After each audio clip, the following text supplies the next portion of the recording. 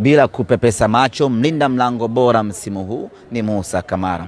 Ukiachilia mbali kigezo cha clean sheet, lakini ni golikipa namba 1 wa timu ya taifa lake kwa maana Guinea.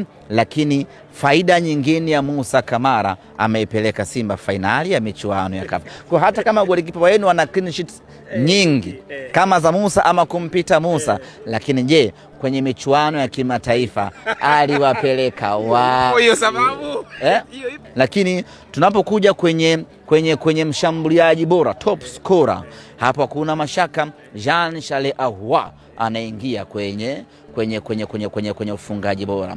Tunazungumza kiungo bora bora changanya hapo. Kiungo bora nitakutajia. Umeruka. Sijaruka na maana yangu.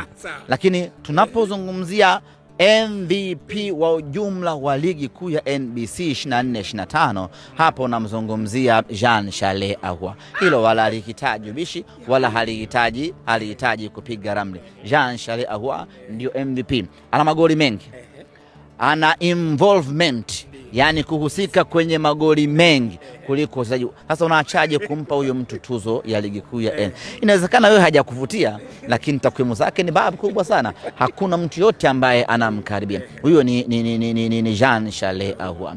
Lakini tunapozungumzia kocha bora msimu huu, hilo wala halihitaji ubishi. Tunamzungumzia Fadlu Davis. Ndio kocha alioanza na timu pre-season mpaka amemaliza na timu. Makocha wengine wote wamefukuzana.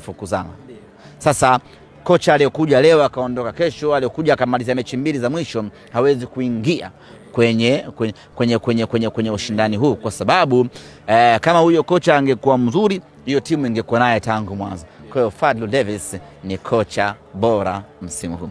Unapozungumzia msemaji bora msimu huu, namzungumzia Ahmed Ally. Acha bwana. Hivyo. Na mimi niwaombe bodi ya ligi watoe tuzo ya msemaji bora, tupate motivation. Tunafanya kazi kubwa sana.